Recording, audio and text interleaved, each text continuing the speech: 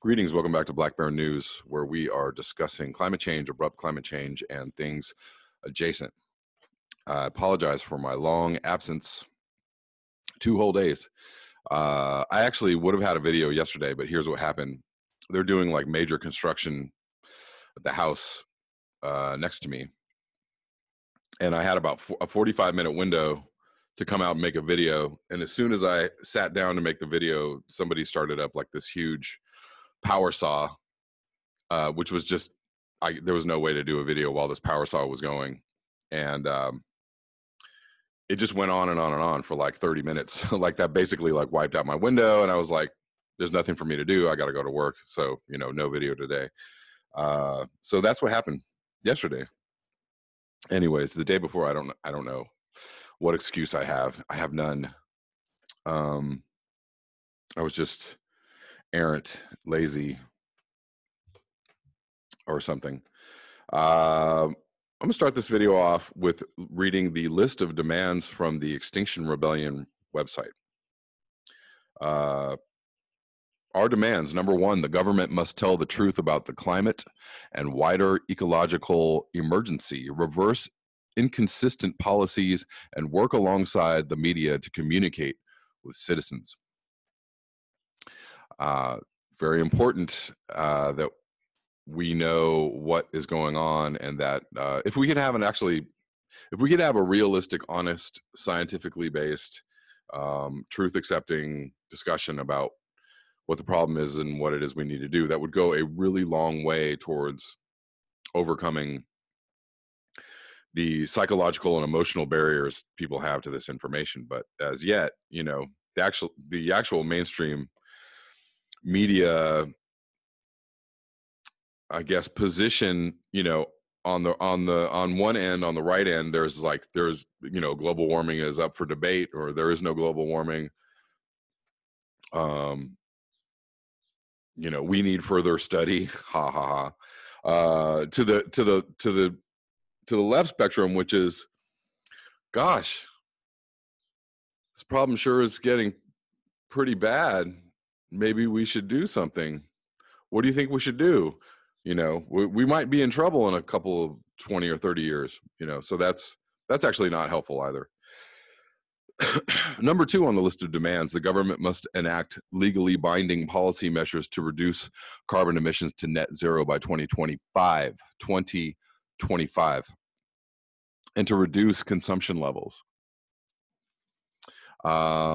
This, you know, goes to how are we going to contract our global economy and our consumption? How are we going to shut down the extraneous and superfluous corporations that just make stuff that we don't need, that just fill the world with useless junk? You know, how is that we need to stop all that. And that's basically less than 6 years from now, that needs to happen. That's on a dime. There's no way that can happen without number 1 in place. And without some kind of, you know, I hate to say it, but humans are going to have to agree to give up some of their, you know, their freedoms, or their, you know, their idea of like, we live in a democratic society and we're going to, you know, debate on all these things, and, you know, with consensus, and like, we're going to, you know, we're going to talk back and forth about this and throw it back and forth and juggle it around and see what, we don't have time for that. We have to basically, you know, have a basic majority of people agree, like, this is a serious problem. Here, you guys do something with this, you know, let's go. And all the naysayers are going to have to just shut it, I guess. I don't know. Number 3, a national citizens assembly to oversee the changes as part of creating a democracy fit for purpose. So this goes to the idea of sortition instead of election, which is, you know, instead of, and this idea is being talked about a lot, instead of having elections in which it's a competition and there's money involved, and you just basically assign, you know, people, hopefully, you know, the smartest people in the room, to a panel or to a committee, and you know, whatever you guys You guys talk amongst yourself. Okay, now you figured it out. What do you say? And that would be part of the legally binding, I think. The legally binding part would be whatever the National Citizens Assembly says we need to do, done. It's gonna be done. Why did I read this? Just because I think these are interesting talking points, and I think it's a good place to start. It's very simple, very soundbitey. It's just a good, quick intro into the problem and the solution. That's a quick problem solution. So I'm going to start off with a new entry from Michael Campy and Way Past What the Fuck, entitled "Dear Family," and this is from Sunday, March 31st. This was originally going to be the text of a letter I planned to send to my less than aware family members. I sent a copy to the only rational brother I have, and he told me that he thought it was a bit harsh. Maybe I could soften it up a bit and not have it sound as though it was coming from a place of anger.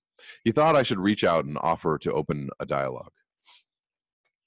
I initially agreed with him, but then I started thinking what I thought was, if I were walking down the street and saw a blind person about to step in front of an oncoming train, I could do one of two things. I could reach out and try to open a dialogue about the dangers inherent in their current path, or I could throw myself at this person and knock them out of the way. The second option would be more effective, and although the blind person might get a little scraped up, they would live.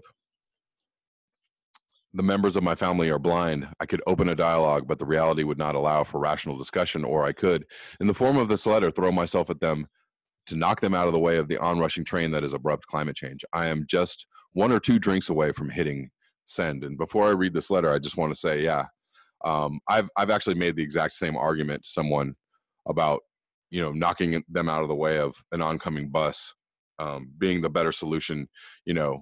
Oh, you hurt my feelings. Oh, how dare you talk to me like that? Oh, how could you do that? No, you were headed for disaster, and you were bringing some people along with you. So saying like, hey, maybe we could do a different direction, like that wasn't gonna happen. And it's always up for debate what the best course of action is, and it's always the situation itself will dictate what the applicable actions are. However, there are some cases in which tone policing is not appropriate. It's just like, listen, this is the problem and this is what needs to be done, and you need to get the hell out of the way, or whatever. Deal with it. Like, sorry if that's harsh. Sometimes you can compassion somebody right to death, compassion them into the ground. Sometimes that's not the thing that needs to be done. Like, if somebody's plans to assault somebody, or somebody's like making plans to take somebody out, it's good to, you might want to reach out to them. You also might want to just tackle them to the ground first, and kick the gun out of their hands, and then you can compassion all you want. Anyways, moving on to the letter. Dear family, I will preface this letter by stating that I will be the happiest person on the planet if what I'm about to tell you is wrong. It is entirely possible that we will see a drastic degradation in the environment within 1 year. The Arctic is losing ice at an unprecedented rate, which is setting into motion feedback loops that will result in the destruction of all life on the planet. The amount of CO2 that we are pumping into the atmosphere is accelerating faster than at any time in history. The effects of this are melting sea ice, rising sea levels, destabilized jet stream, and severe weather events. This will result in massive numbers of refugees, food and water shortages, and the very real danger of societal collapse. None of these events will stop to consider whether you voted for Donald Trump or Hillary Clinton. They will not stop to consider your political position. They will not stop to consider if you identify as gay or straight. They will not stop to consider if you are left or right. They will not stop to consider if you are rich or poor. They will quite simply not stop. Any arguments against what I am saying are most likely the product of a carefully constructed pseudo-reality built on a flimsy foundation of lies, deceit, hatred, and fear, and these pseudo-realities will not stand up against the weight of what is about to happen. You may have an opinion on this, but that will not matter, as you are entitled to your own opinions, but you are not entitled to your own facts, and facts are that we are near the end. You are more than welcome to argue and disagree and defend your position, but that will not change anything. This situation does not depend on your belief to exist, it just does. There is nothing we can do to stop this. These events will be a universal leveler. All creatures in the face of the coming catastrophe will perish. It saddens me to know that I played a part in what is going to happen. I feel genuine sorrow as I look around at all the small creatures that we dismiss so casually that are going to die in part because of my actions. We as a species are so full of ourselves and our divine right to exist, regardless of the cost, that we have lost sight of our role in a functioning system. Our needs take precedence over all else, and we will not give an inch on that. We take and take and take and take and take and never give back. Nor now we have taken all that the natural world has, and it is time to die. I cannot honestly say it has been a pleasure watching as each of you has descended into an abyss of unreasonable fears and hatred. I cannot honestly say that it has been easy interacting with you and stifling my reaction to your prejudice and blindness. I can honestly say that I hope each of you in these last remaining years will take the time to examine the influences which brought you to the point you are at, and possibly in the end remember that love of all life is why we are here in the first place. In the likely event that I don't get to visit any of you before things unravel, I will now bid you farewell. See you on the other side. Sincerely, Mike. And that is the reality of where we're at. And, you know, there's really no nice way to put it. You know, there's no, you can kid glove this to death, and there's just, that's what it is, you know. And if there's any chance of mitigation, if there's any chance at a way forward, it's going to have to rely on the truth of where, you know, you're just not going to be able to be like, oh, don't be harsh. Don't harsh my buzz. Don't harsh my mellow. You're being so mean, et cetera, et cetera, et cetera. You know, compassion is high in my book. As far as actions and attitudes and things to hold, as you go forth in the world and as you deal with other people, compassion is totally something that I hold dear. And yet, you know, there's no, you know, the truth is the truth, and the truth is oftentimes kind of harsh and kind of hurtful, kind of hard to take. If you're wondering why my eyes are watering, it's because I've been coughing through this video. I'm still getting over this bug or whatever, and it's just like making it really difficult for me to talk for minutes on end without hitting a wall. Anyways, moving on. So interesting. Few people linked this. Al Roker travels to the Arctic for firsthand look at climate change. Al traveled to Llama, Alaska, the northernmost city in the nation, to learn about scientists tracking climate change. Oh, thanks, Al. What happens in the Arctic doesn't stay in the Arctic. Oh, wow, sounds familiar. Oh, by the way, I just saw a movie preview was Sunday, and they said, you know, one of the lines in the preview was, you know, one of the lines from the movie is that the Earth has a fever. The Earth has a fever, and it's going to get rid of humans, right? And I was like, where have I heard this line before? The Earth has a fever. I wonder. And scientists studying global warming are trying to learn why. Al Roker headed to Llama, Alaska, considered ground zero for climate change, to learn from the scientists gathering critical information that would help save the Earth. I'm sorry, I don't mean to be sarcastic while I read this. Formerly known as Barrow, the community sits at the farthest north tip of the country when Al arrived on Saturday. Llama hit a record high of 33, which is 36 degrees above average. To put it into perspective, that would be like New York City hitting 91 or Miami reaching 117 on the same spring day. Guess what it was here yesterday in Los Angeles? It was 90. It was basically 90. It hit 90 degrees. It was hot.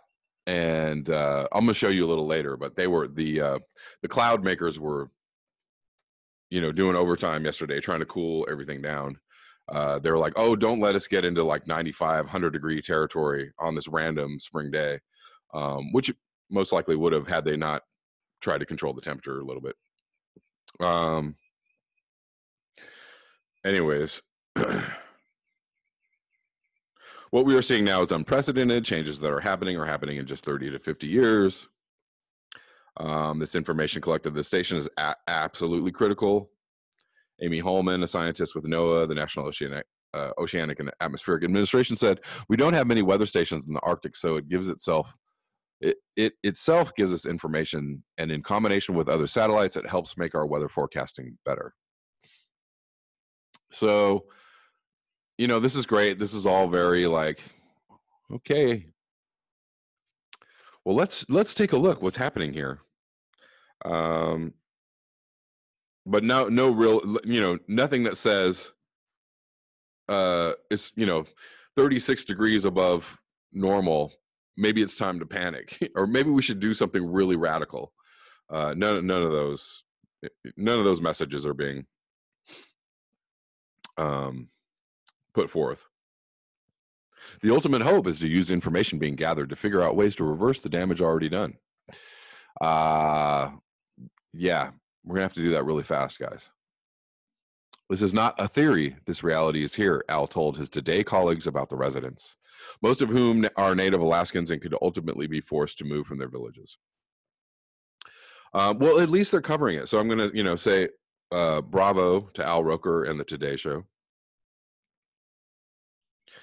And moving on to yet more evidence that things are, slightly amiss or terribly, terribly wrong, if you want to put it another way.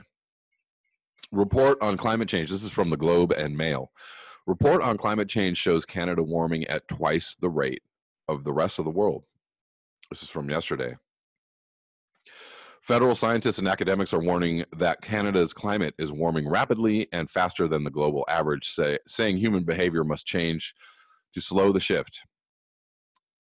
Officials from the Environment and Climate Change Canada presented the first study of its kind, titled Canada's Changing Climate Report, on Monday. It has been in the works for years and is first of a series aimed at informing policy decisions and increasing public awareness and understanding of Canada's changing climate.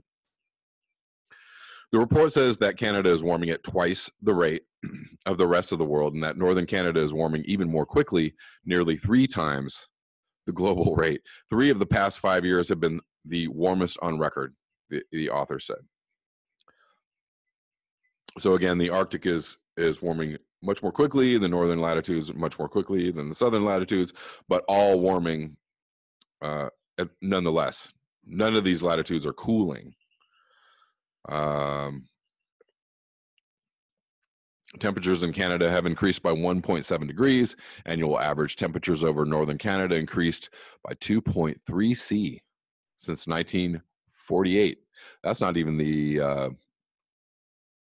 industrial baseline, right? I wonder how much it is if you go back to the 1800s. I'm sure it's more than 2.3 C. The effects of widespread warming are evident in many parts of Canada and are projected to intensify in the future. Canada has seen significant reductions in sea ice during summer and fall between 1968 and 2016. Year-round sea ice in the Canadian Arctic is being replaced by thinner seasonal ice, and multi-year ice losses are greatest in the Beaufort Sea and the Canadian Arctic archipelago, approaching 10% each decade, the report found. So that is that. That's all I'm going to read on that. I'm going to link this below and move on. So, I get a pretty steady stream of, there's plenty of people that think that geoengineering is going on already. that we're feeling the effects of this geoengineering, and that is part of the problem. I actually, so my personal view, and the reason why I don't mind the discussion on geoengineering on this channel, is that my personal view is that yes, I think that they're doing something. What it is, the extent to which, I don't know what the extent is. I'm sure, you know, the fact that the military and the corporations and everybody has known about climate change for decades now, 3, 4, 5 decades, and the fact that they haven't already tried to do something about it to counteract it, I think is a little bit far-fetched. There's a paper, widely um, dispersed paper that it's from 40 or 50 years ago, maybe it's even longer than that, states that the government was interested in controlling the weather, et cetera, et cetera. So obviously they've been working on this or thinking about this stuff for a long time, and to think that they like wrote these papers or talked about it and just but they're like, nah, we don't want to do that. The idea that they just didn't do anything for the last 3 or 4 decades is also really far-fetched and supremely naive on every level. So just whatever. If you're like, if you're like, no, guys, they're not spraying anything in the skies, they're not doing anything, super naive and super dumb, because we already know that they're modifying the weather in other parts of the world. China, already modifying rainfall. They've been working on this for a while, and they're putting it into place. They've already put it into place. Volkswagen admitting to changing the weather so that hail wouldn't destroy their cars in Mexico. It's happening. It's well documented. This is it's in the public record. My only problem with the geoengineering crowd, or some people, is that they think that all weather is modified and all weather events are because they've geoengineered it and they've controlled it. I'd say that the truth is somewhere in between. That they have some abilities to control some things. I don't think they're controlling the weather on the planet. I think climate change is our biggest problem, and I think that they're already doing things to try and mitigate or try to control or whatever. But it's obvious the problems that are stemming from climate change are clearly advancing apace, right? The poles are melting, the oceans are acidifying, the animals are dying, the fish are dying. We're destroying the environment hand over fist. There's no reason why the government or people in control would want to do this on purpose. There's no reason why people would be, let's wipe out whole cities with a hurricane and rainfall. I mean, the idea that maybe they want to, the idea that maybe it's some kind of short-term economic boon or something, like, okay, maybe just, it doesn't make sense on the level that it's happening. It doesn't make sense that they want to, fry people to death, and that they want, the rich all want to go live in bunkers, while everybody dies. That doesn't make any sense. Okay. It doesn't make any sense. So cool it just a little bit with all of that. But I do agree that I think that they're trying to mitigate. They're doing something. So yeah, yesterday in LA, it was all of a sudden super hot. We had a couple of super hot days. And as soon as that happens, as soon as it's very clear and very warm, it's uncanny, because you immediately see, zoop, zoop, zoop, zoop, zoop, zoop, zoop, planes flying. All of a sudden there's this weird cloud, filmy cloud cover, and it's like, oh, marine layer. LA has a marine. LA doesn't have any more marine layer left. There's no natural marine layer. It's been cooked. It's been fried off.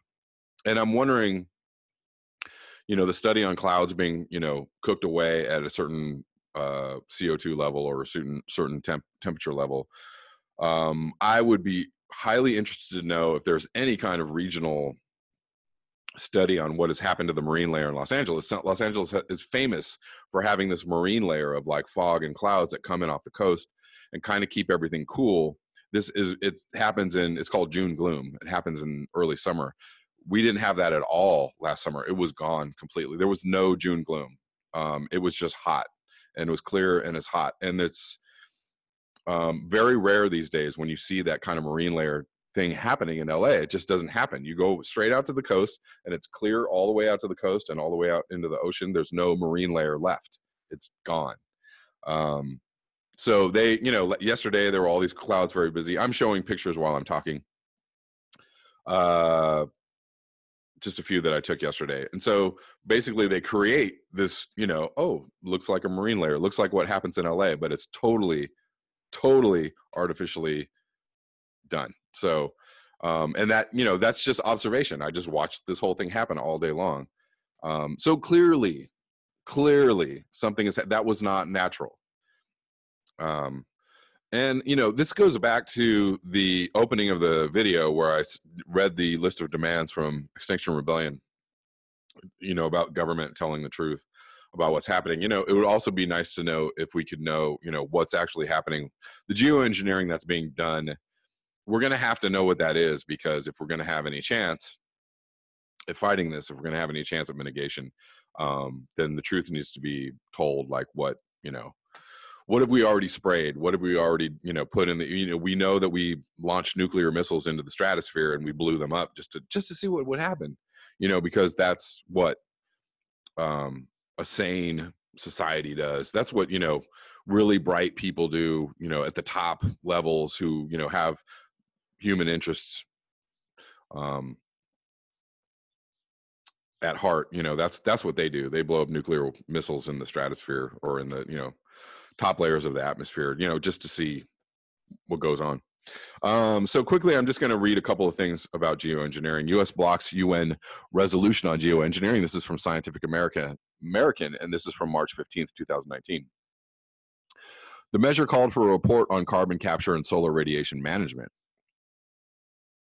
So they're at, you know, basically the UN is asking for, you know, for information on this. The United States joined Saudi Arabia to derail a UN resolution that sought to improve the world's understanding of potential efforts to lace the sky with sunlight reflecting aerosols or use carbon catching fans. The two countries were joined by Brazil in blocking the resolution in the UN Environment Assembly Conference in Nairobi, Kenya, earlier this week. The measure asked the world's decision-making body on the environment to commission a report outlining research and planning related to carbon dioxide removal and solar radiation management. Those controversial efforts are still in the planning stage and are not operational. So I wonder if, you know, I have questions about that. Anyway, Switzerland and 9 other nations originally asked the UN Environment Program for guidance on possible future governance options and analysis of the implications of geoengineering, but they agreed to substantially reduce the scope of the resolution in hopes that United States and Saudi Arabia and Brazil would allow it to move forward. The United States just showing itself as the worst nation, probably the worst nation on the planet. You know, and American exceptionalism, you know, is just the most ridiculous idea. Because what we do to allow the destruction of other people and the earth itself, and the raping and the pillaging of resources and people elsewhere, we are the leaders in this. We are the leaders in this terrorism that we bring about on people. Anyways, so we're not helping them out. We're not gonna, you know, we're not gonna get into a conversation with them about geoengineering or about carbon capture. You know, I'm sure partially because Trump is in office, or maybe that's the main reason. I don't know. I'm going to link that below and look at one more article. This is from fastcompany.com, and this is from March 16th. The controversial, crazy plan to cool the planet by spraying chemicals into the sky. So I want to read this, and I just want you to, I want to point out something. Well, I'll read a little first. In a lab at Harvard, researchers are trying to replicate the conditions of the stratosphere. the part of the atmosphere that stretches roughly 6 to 31 miles above the surface of the planet in test tubes. Their goal, to better understand what might happen if humanity eventually decided to embark on a radical, controversial plan to temporarily cool the planet by spraying clouds of particulates into the sky. If it ever happens, the process might involve sending planes into the sky to release particles of a compound like sulfur dioxide that can reflect some sunlight back into space and could temporarily cool the planet. It's not a fix for climate change, and it's a form of geoengineering so extreme that it carries risks that may not be fully predictable. But as climate change progresses, it's possible that the global community may someday decide it has to try it. Our team here is doing the research because we believe there's still a lot of uncertainties around solar geoengineering, and we think there's a chance for potential benefits around the world, said Elizabeth Burns, managing director for Harvard's Solar Geoengineering Research Program. We also think that there's a chance for very real risks.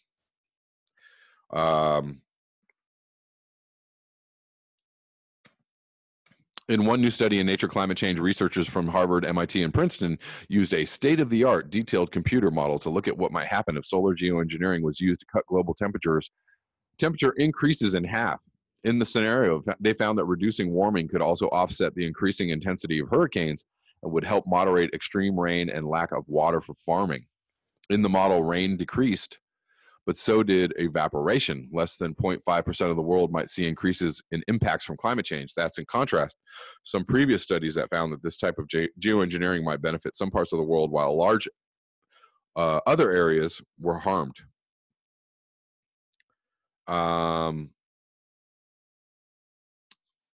So I'm going to link this, and I'm not going to read much more. They're also talking about the, studying releasing calcium carbonate, from weather balloons, in the desert. We've already talked about this, but so the idea that they're like, they don't know, it's 2019. And we've known about this problem for decades and decades. The government has known, the military has known. And the idea that they have not ever tested this or studied this before until now is completely stupid. It's totally stupid. Like, if you believe this story, you're super gullible. Like, they're just now. Oh, what if we did this? This is a complete psyop. This is a complete this is gaslighting. Like, this is telling, getting a bunch of people to believe, like, well, there's a problem. Whoa, you guys have been working on this? When do you think you're going to be ready for this? It's just so dumb.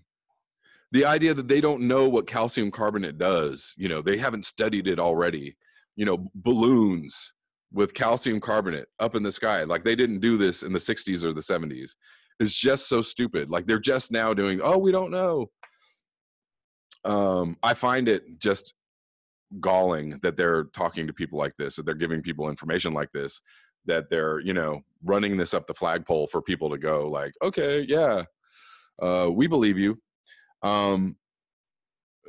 Obviously, they know, they've studied this stuff for a long time. Obviously, this has been going on for as long as they've known about climate change. The military has known since the 70s. So they didn't already send balloons up with calcium carbonate. They didn't already spray stuff into the sky just to see what would happen. Like, they, exploded nuclear weapons up in the stratosphere just to see what would happen. They didn't already do that. If you believe they didn't already do that, you're really, really dumb. You're really, really gullible. And I'm sorry, that wasn't very compassionate, but you're really dumb and gullible if you believe that shit.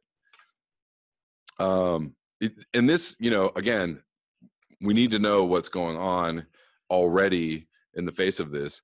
And clearly, we don't have a lot of time left to figure this out, in addition to the global dimming that we know about, that is admitted, that we know, there's all this stuff in the air, these particles and aerosols, that if we took them away would let, so if we've already been geoengineering, if we've already been spraying in the skies, if we've already been trying to cool the planet and mitigate the effects of climate change, what happens when we take that away, or where are we at in that process already? You know, are we already 20 years down the road while they're telling us that like they might roll this out soon? Where are we at exactly? The truth about this needs to be exposed or talked about, or, you know, because I don't for a second believe that they haven't already done this. I just feel like it's silly, you know, to believe that in 2019 that they're, you know, oh, weather balloons with particles. We're going to do that now. That they don't know what the effects are of that already. That, you know, I don't believe it. All that being said, guys, you know, the whole, you know, the people that are like, there's, you know, controlling all the weather and everything's controlled, guys, you know, nuance, just nuance. You know, I personally feel like climate change is happening. They've known climate change is happening. They've already been trying to mitigate and control and try to, you know, keep it in check somehow. I don't believe that they're manipulating all the weather to make all these things happen, you know, because they want, you know, a bunch of houses to burn down and cities to be leveled and people to die and people to cook and all the Arctic, you know, the ice caps to melt. That being said, who knows, you know, the insane people at the top, I don't put anything past them. I just don't believe that that's what's going on. I think climate change is the biggest of our problems. I think it's, you know, the thing that we need to address. The science is settled. The science is known. We already know this is happening. And if there are geoengineering things going on that, you know, we need to stop them, or, you know, be able to look at them through clear lenses and be able to, you know, find out what it is we need to be doing or stop doing or whatever. That's all I have for you today. Thank you so much for your eyes, your ears, and your conscience. If you would like to support this channel, you can do so at the links below. Until next time, peace.